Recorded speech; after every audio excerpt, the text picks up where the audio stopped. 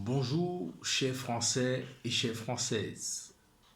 Je suis Alphonse Oudembala, président du Parti libéral de France, le PLF, et en même temps président du cabinet AFM Finance, anciennement appelé AFM Conseil. Je reviens vers vous aujourd'hui pour vous faire part d'une initiative qui avait été mise en place par le président Emmanuel Macron en 2019, en l'occurrence la contribution au grand débat. Je vous fais part de mes idées lors de cette grande consultation démocratique de l'hiver 2019, initiée par le président Emmanuel Macron et des propositions d'Alphonse Oudembala. Bonjour la France, le pays de Voltaire qui est attaché à la liberté et à l'égalité, bref aux droits de l'homme, peut-il présenter un visage d'une si grande incompréhension à la face du monde? Pendant mes années d'université en France, il m'a été longuement enseigné que la France était un pays dont le modèle social est contre le communautarisme, mais force est de constater qu'il règne au sein de la société française une grande hypocrisie sur des sujets tels que le métissage qui connaît un grand rejet. Il en est de même des questions liées au vivre ensemble et celles liées au racisme.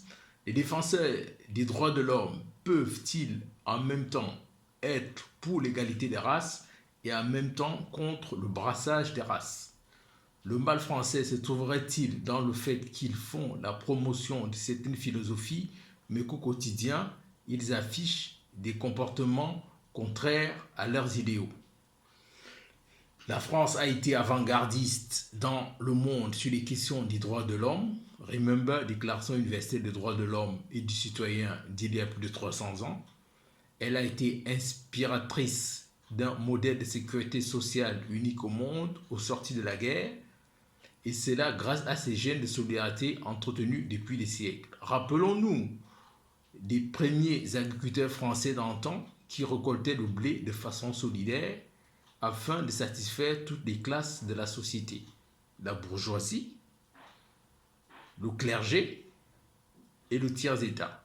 Ces principes de solidarité française ont été exportés dans plusieurs pays dans le monde et ont même été inspirantes pour les pères de l'Europe, Robert Schuman et Jean Monnet. Mais aussi, ce modèle de solidarité à la française connaît des vives critiques au sein même de la Maison France et les Français s'en interrogent profondément. Enfin, la France a un talon d'Achille, c'est l'économie. Après les 30 glorieuses qui bénéficiaient largement au monde occidental, ce fut déjà près de 40 ans de croissance molle, caractérisée par un chômage autour de 10%, un lourd endettement de l'État, un déficit des comptes sociaux, un manque de compétitivité à l'international, un climat social délétère, une forte crise identitaire et enfin un terrorisme rampant.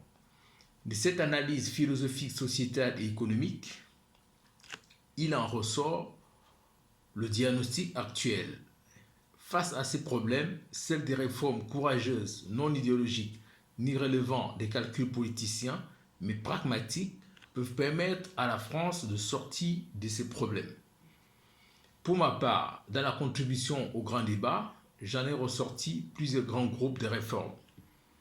Les réformes liées au climat politique, avec l'essoufflement de la Ve République caractérisée par plus de revendications sociales et de paralysie empêchant les grandes réformes, il serait important de repenser à un autre modèle plus en train avec les aspirations, les revendications et les rapports des élus avec le peuple.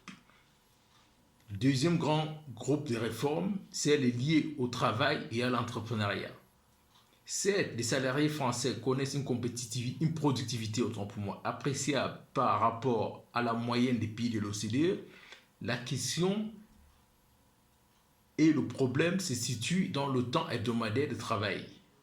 Afin de profiter plus efficacement des gains de productivité dans les entreprises, il serait opportun d'augmenter le temps de travail, de revenir au moins aux 40 heures hebdomadaires, comme le font la plupart des pays européens et occidentaux, car plus l'on travaille, plus on produit et plus l'économie connaît des gains, notamment en termes de pouvoir d'achat, de production, d'épargne et de consommation. Et finalement, tout ce mécanisme redéclenche une croissance forte.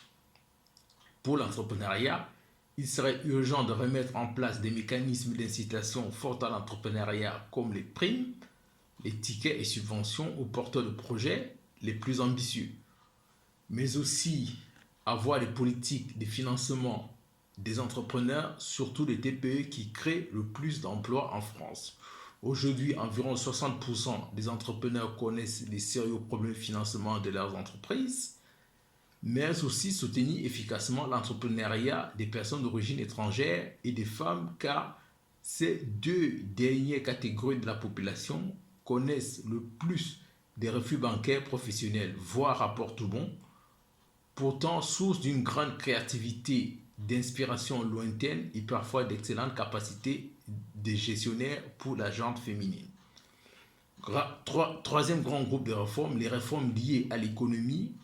Avec le plan Juncker qui devait relancer l'Europe par les politiques de quantitative easing, il aurait été opportun pour la France d'orienter et de proposer des politiques économiques de l'offre, car c'est de cela qu'elle a le plus besoin et non de politiques de crédit massif aux ménages. La priorité doit désormais être faite à la production pour gagner non seulement des gains de productivité, comme je le disais plus haut, mais aussi pour gagner dans la mondialisation. Et pour cela, des réformes doivent être entreprises pour la compétitivité des entreprises à l'international avec des incitations pour toutes les régions du monde. Il est inconcevable que pendant que l'Afrique connaît des taux de croissance de plus de 5%, seuls moins de 10% d'entreprises françaises participent à l'un des salons les plus importants d'Afrique centrale. Pareil pour les appels à des voyages de prospection économique sur certaines zones du monde. Même les VIE choisissent en priorité les marchés semblables à ceux de leur pays. Il est important de rappeler que toutes les opportunités doivent être saisies. Les pays comme la Chine font ainsi. Il ne s'agit pas d'un problème de ressources financières, mais d'efficacité dans les actions, car les moyens, il y en a, mais le problème se trouve dans la gestion de ces moyens.